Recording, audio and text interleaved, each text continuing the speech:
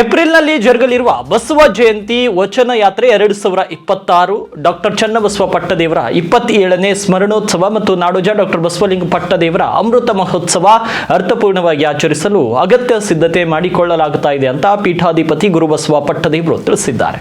ಪಟ್ಟಣದ ಚನ್ನಬಸವ ಆಶ್ರಮ ಪರಿಸರದಲ್ಲಿ ನಡೆದ ಪೂರ್ವಭಾವಿ ಸಭೆಯ ಸಾನ್ನಿಧ್ಯವನ್ನ ವಹಿಸಿ ಅವರು ಮಾತನಾಡಿದರು.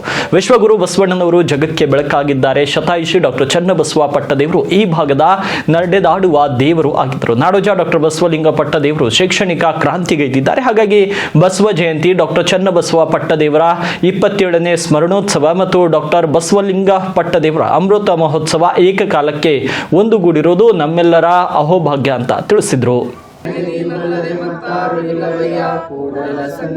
ಬಸವಣ್ಣನವರಿಗೆ ಇಡೀ ಪ್ರಪಂಚನೇ ಬಸವಣ್ಣವ್ರ ಕಡೆ ನೋಡ್ತಾ ಇದೆ.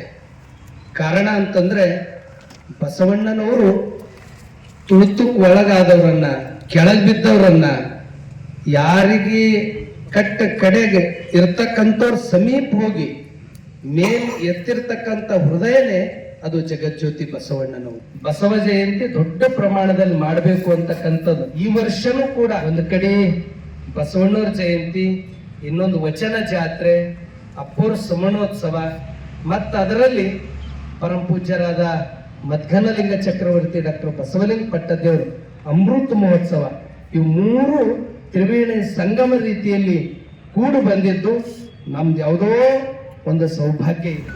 ಏಪ್ರಿಲ್ 1ನೇ ತಾರೀಕದಿಂದ ಇಲ್ಲಿ ಪ್ರವಚನ ಆರಂಭ ಆಗ್ತದೆ.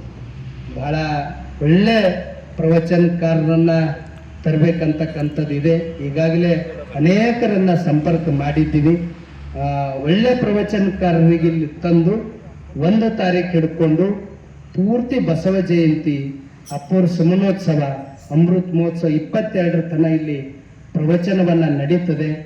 ಆ ಪ್ರವಚನ ಮಧ್ಯದಲ್ಲೇ ಒಂದು 7ನೇ ತಾರೀಕು ಹಿಡ್ಕೊಂಡು 13 ತಾರೀಕಿನ ತನ, 7ನೇ ತಾರೀಕು ಹಿಡ್ಕೊಂಡು 13ನೇ ತಾರೀಕಿನ ತನ ಇಲ್ಲಿ ಯೋಗವನ್ನ ನಡೀತದೆ.